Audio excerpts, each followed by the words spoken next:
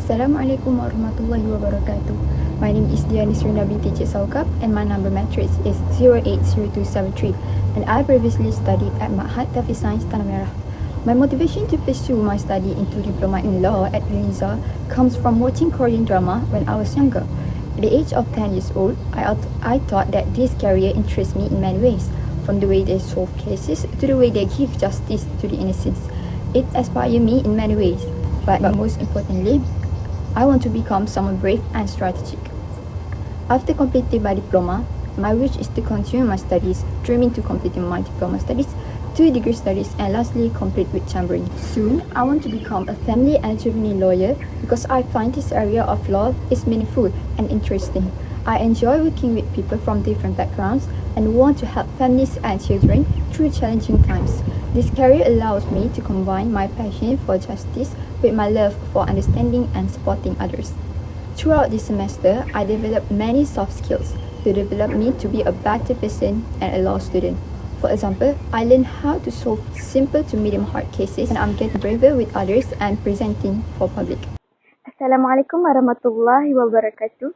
Hi everyone, my name is Dia Irdina binti Ilyas and I previously studied at SMK Tun Sharifah Razia. My matrix number is 080333. My motivation to enter law school comes from a deep interest in justice and a desire to help others through legal knowledge. I have always been fascinated by how the law shapes our society and protects people's rights. After completing my diploma, I plan to further my studies in LLB program. And my career interest is to become a lawyer that deals with divorce, child custody, and so on. And throughout this semester, I developed a deeper understanding of legal concepts and become more confident in group discussions and teamwork activities. Assalamualaikum and hi, my name is Nur Ain Syafiqah binti Muhammad Hanisham and previously I went to Ma'had Muhammadi Perempuan in Kota Baru, Kelantan. My motivation to enter a law school is I love watching Turala's video. She always appears on my TikTok and currently talk about the current issue happen in Malaysia. I literally love her spirit to develop more knowledge in the field of law. My future plan after diploma is I want to pursue my LLB in Unisa. I am interested in a career as a criminal lawyer. The skills that I gained for this semester is learning on how to complete a written assignment and learning on how to do a poster on a camera, and I can communicate very well in a group discussion. Assalamualaikum warahmatullahi wabarakatuh. My name is Muhammad Syakir Imam bin Wan Khairul Zaman. So my past educational institution, I learned at Madrasah Modern Terengganu Besut. So the why I am learning law because I'm interested in law and I'm enjoy to solving a problem. Then I want to help people and make a differences in a society. So after diploma, I think I will continue my study at LBB in law. In the law, I interest to learn more about Sharia law because I want to help people regarding to the divorce or something else lah. So this semester I learned to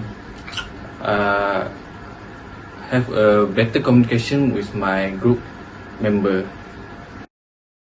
Hi everyone and Assalamualaikum warahmatullahi wabarakatuh. My name is Tijan Tahsina binti Maswari. My matric number is 075865. I used to school at Ma'had Muhammadi Perempuan, Kota Baru, Kelantan, and my motivation to enter law school was I love to read. Since I love reading, I proceed to continuing my law school. My future plan after diploma was probably continuing my LLB while working. My career interest was to be one of the person that works under corporate law. What I gained from this semester is probably how I managed to communicate with my group mates even though we don't know each other. Assalamualaikum warahmatullahi wabarakatuh and good evening everyone. Today, I will be presenting a case study titled The Case of Zarina and Smartstock Syndrome Berhad, which deals with core contract of law, issues such as misrepresentation, lack of free consent, and the validity of exclusion clauses. This case highlights how misleading marketing and vague contract terms can affect consumer rights in digital transaction. Moving on to the issue of the case. This case brings up several important legal issues. First, free consent. Whether Zarina truly consented to the contract, given she was pressured and unable to fully read or understand the terms before payment. Next, misrepresentation. Whether Smartstock misled Zarina through false marketing about the product being AI driven, when in reality it was not. Next, exclusion clause validity. Whether the exclusion clause hidden in a click wrap, which is under the terms of terms and agreement, can effectively shield the company from liability for false advertising. These issues are crucial in determining whether the contract is enforceable and whether Zarina is entitled to remedies. I will be discussing whether there is free consent from Zarina. According to Section 13 of the Contract Act 1950, a contract is only valid if both parties agree on the same thing in the same way. In Zarina's case, she believed that she was buying an AI-driven inventory management service, but what she actually received was just a basic Excel sheet. This shows that Zarina and Smartstock Sendiri yang Berhad did not have the same understanding of the contract. Zarina was also pressured into purchasing the service without fully understanding the terms and the condition. This pressure combined with the misleading description of the product showed that her consent was not really given unknowingly, since there was a misunderstanding about the core subject of the contract. There was no proper meeting of the minds. This situation is also similar to the case of Chui Kin Kiong and Digital and More Corporation Pte Ltd, where the buyer and seller misunderstood the product's price. The court held that the contract was voidable due to the lack of consensus. Like in the case, Zarina's contract may also be voidable due to misunderstanding and lack of genuine consent. Next, misrepresentation. So, under Section 18 of the Contract Act 1915, misrepresentation means false information that makes someone enter into a contract. So, if this happens under Section 18, the contract can be cancelled. So, in Zarina's case, Smartstock make a false claim online like cut waste by 90% using AI and used by top brands which were not true. This statement mislead her into paying for almost RM 4,500 ringgit for a service that she didn't deliver what she promised. She was pressured by the from marketing and didn't have a fair chance to review the contract. So her agreement wasn't truly voluntary. In similar case, Rina binti Hisham with Glow Beauty, Sdn Bhd 2024. The fact of this case that the case is like most similar with the Zarina case, so she has a chance to win this case lah. Both cases show how false promise lead to contract that hurt the buyer.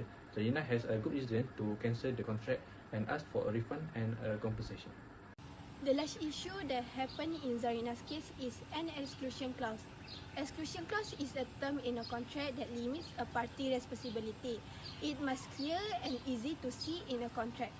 Both parties must agree to change or remove the clause with the both party knowledge. Applying to Zarina's situation, Zarina signed a contract with a Smartstock Sdn Bhd, and a contract include a clause said that the company not be liable for any claims. At the first, the clause was hidden, but after the Zarina makes a payment, Zarina can see the clause in the contract.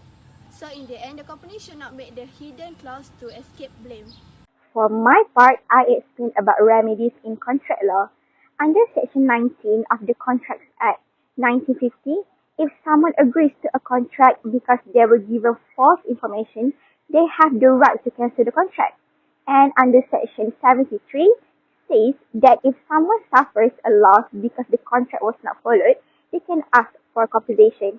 In the case of Hadley Barnes against Heller, the court said that giving wrong or careless advice can cause financial loss, and the person who gives the advice can be held responsible. So, in Zarina's case, she can cancel the contract and get a refund under Section 19 because she was misled about the product. She can also claim compensation under Section 73 for any money she lost. If the company refuses to help, she can take legal action or report the problem to the authorities. To be concluded, there was no real or free consent from Zarina, as she was misled about the product's nature. Both parties did not agree to the same terms. Therefore, the contract may be considered voidable due to the absence of genuine consent. This lack of consensus can affect the validity and enforceability of the agreement.